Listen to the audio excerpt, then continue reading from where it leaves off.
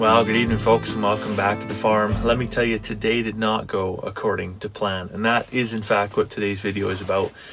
It is about having a plan. So where did things go sideways today? Well, we got up Sunday morning, we had a bit of breakfast, some pork sausage and eggs right here off the farm, a little bit of beans, cup of coffee. Things were going great.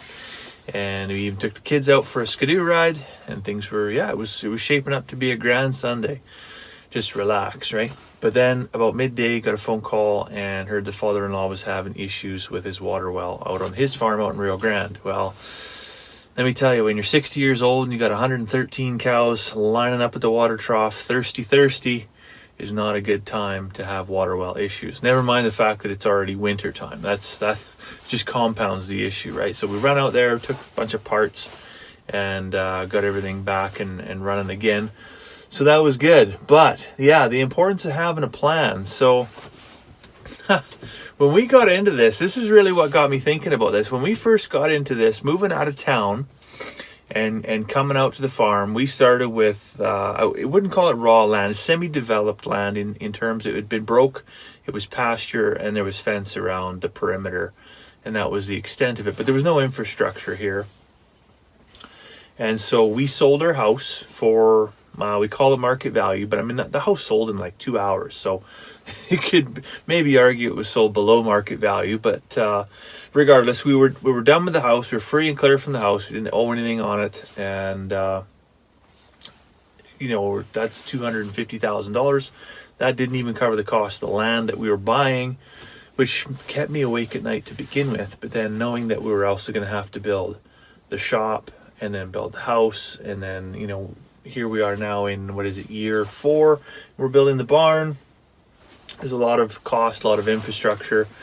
And at first, if you don't have a plan, I mean, that can be very, very daunting. And so we went to Farm Credit Canada and said, look, we want to borrow this much money to buy the land. And then the next year, we're going to come back to you and ask you for more money to build a house. And they're like, oh yeah, sure, no problem. Here's a whole pile of paperwork.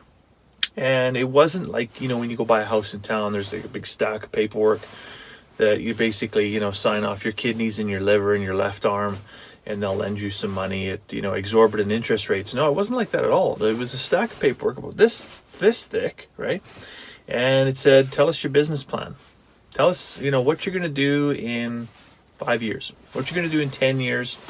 And subsequently, we filed that. They were cool with it.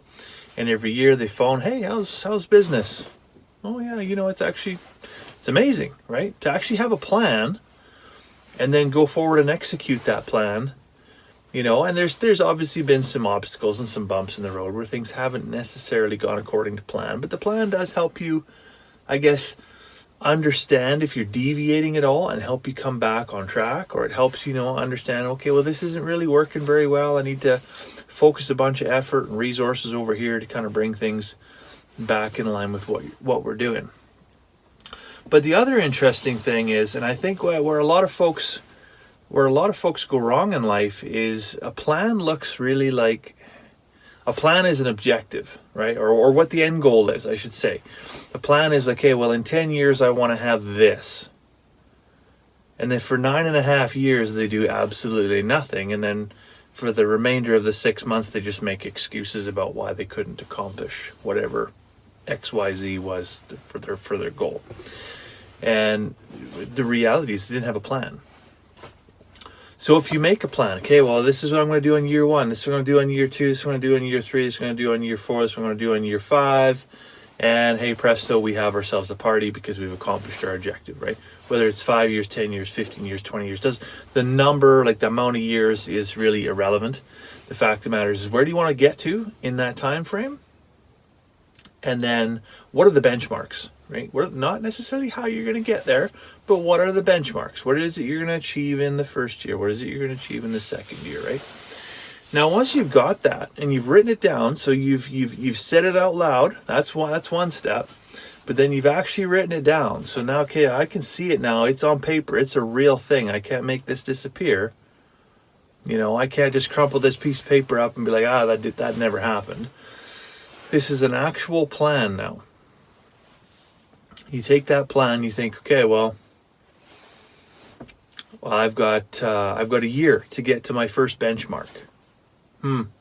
So what am I going to do? Am I going to sit here for 350 days until I try and hit that first benchmark, and then I put all in my effort? Or am I going to try and knock that one out of the park in the first 2 weeks to a month? I mean, if I'm smart, I'm going to try and get that one out of the way. Get it going. But if I, if I do get that thing knocked out of the park in 2 weeks or a month, and okay, well, I'm on track. I'm already ahead of the game. Well, am I going to sit there and sleep for the next 11 months until it's time to start on goal number 2? Or can I just go ahead and start on goal number 2? And so where I'm going with this is, I mean, if you have a 10-year plan, that's fantastic. And if you have benchmarks along your 10-year plan, that's even better.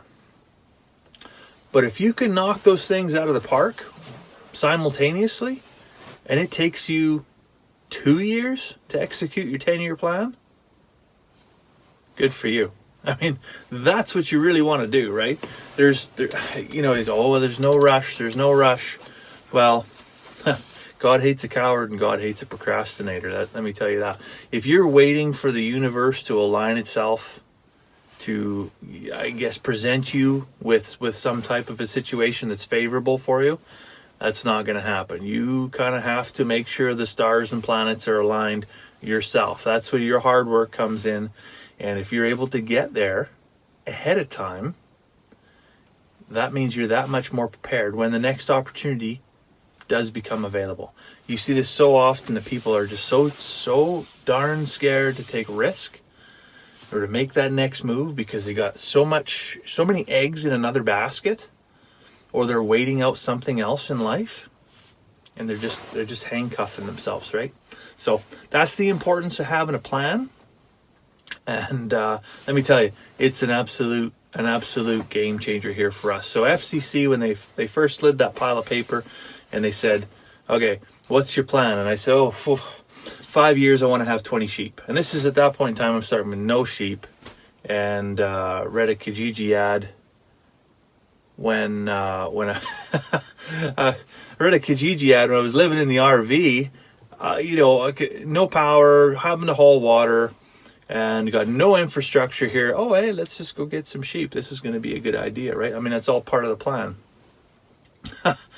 But within a year, we had 20 sheep.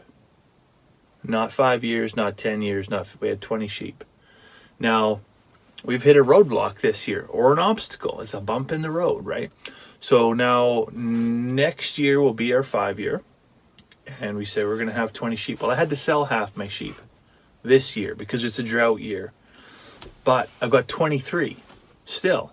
I'm actually ahead of the game. So come next year when they phone and say, hey, how's business? Do you have your 20 sheep? I'm going to say, yeah, absolutely.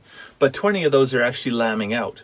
So I'm probably going to have 1.5 lambs per sheep. So by next year, hey, presto, I'm actually a lot further ahead on the 5-year plan, despite having an obstacle, despite having a bump in the road, because I didn't wait, right?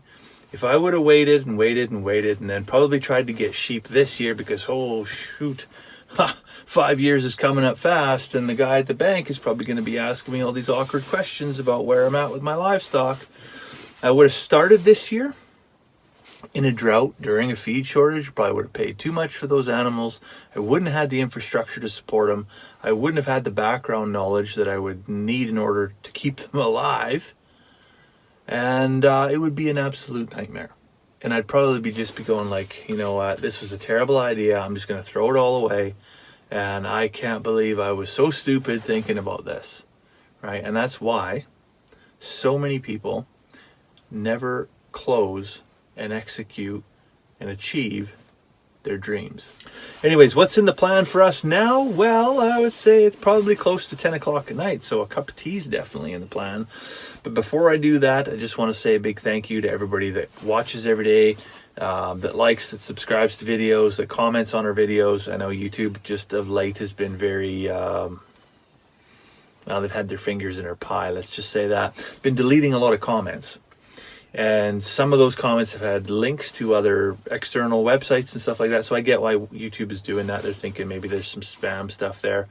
But if you want to drop us a link, that's cool. I really appreciate that. Just maybe do it on our Facebook page or on Instagram. So we're on Facebook, we're on Instagram, we're on YouTube. We're not on the TikTok. We're not on, I don't know, there's a whole bunch, Snapchat, whatever. I know I'm not down with what the kids are doing these days, but there is lots of options, lots of ways to get a hold of us. And so if YouTube's not your thing, that's cool. Just go on to one of the other ones, and I'll be sure to, if you got a question or anything like that, I'll be sure to answer it. If you just want to give us a shout out, I really appreciate that. Or if you got a cool idea for a new video or something like that, or you're just like, hey, how would this work on my farm? Have you tried this? Reach out to us, let us know, and we'd be happy to get back to you. But as I said, please go down below, click like, click subscribe, and it's time for me to go make a cup of tea. So I hope you have a fantastic evening, and we'll see you tomorrow.